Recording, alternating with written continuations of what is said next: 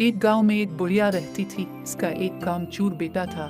शेखी बघारने में बहुत माहिर था। इसको शेख चली के नाम से पुकारा जाता था।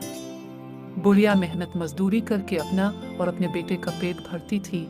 एक दिन बुढ़िया बीमार हो गई। घर में खाने को कुछ न था। रात को माँ बेटा दोनों ने फाका किया। अगले दिन माँ ने कहा, अब तुम कुछ काम करो, जंगल से लकड़ियाँ ही लाकर बेच दिया करो ताकि गुजर औकात हो सके। माँ की बात सुनकर शेख चली ने जंगल की राली, जो दरख्त उसके रास्ते में आता वो इससे पूछता, मैं तुझे काट लूँ या नहीं। किसी दरख्त ने भी इसका जवाब न दिया। शाम होने को थी। शेख चली घर वापस आने का इरादा कर ही रहा था कि एक दरख्त नजर आया। इसने पास जाकर पूछा, तुझे काट लूं?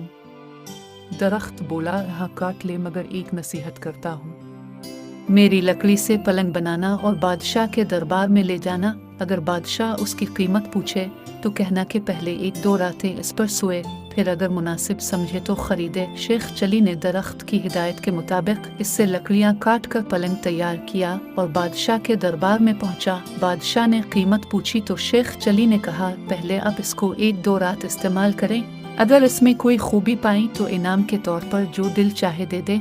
बादशाह हैरान हुआ और शेख चली के कहने पर नौकरों को हुक्म दिया कि आज यही पलंग मेरे कमरे में बिछाया जाए। रात हुई तो बादशाह इसी पलंग पर सोया। आधी रात को पलंग का एक पाया बोला, आज बादशाह की जान खतरे में है। दूसरे ने कहा, वो कैसे?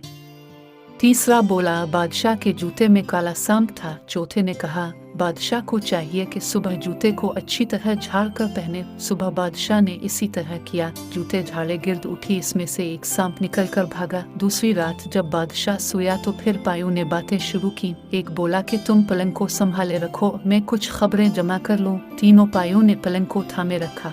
जब चौथा वापस आया तो इसने खबर सुनाई कि बादशाह का वजीर साजिश करके बादशाह को ख़त्म करने के बारे में सोच रहा है। फिर दूसरा पाया गया और खबर लाया कि बादशाह की एक कनीज वजीर से मिलकर बादशाह को जहर देना चाहती है। तीसरे पाए ने तजवीज़ पेश की कि बादशाह को चाहिए कि वजीर को कैद में डाल दिए। चौथा पाया गया और ये खबर लाया कि बादशाह को जो दूध सुबह पीने को दिया जाएगा इसमें जहर होगा। बादशाह ये सब कुछ सुन रहा था। सुबह उठकर जब उसे दूध दिया गया तो इसने न पिया बल्कि एक बलि को पला दिया। बलि इसे पीते ही मर गई। तहकीक करने पर बादशाह को पता चल गया कि वाकई इसका वजीर और कनीज दोनों मिलकर उसकी जिंदगी खत्म करना चाहते हैं। बादशाह ने अपनी कनीज और वजीर दोनों को कैद में डाल दिया। बादशाह ने शेख चली को बुलाया और बहुत इनाम दिया। शेख चली अब मालदार हो गया। बादशाह के दरबार में इसकी इज्जत होने लगी और दोनों माँ बेटा बड़े आराम की जिंदगी बसर करने लगे।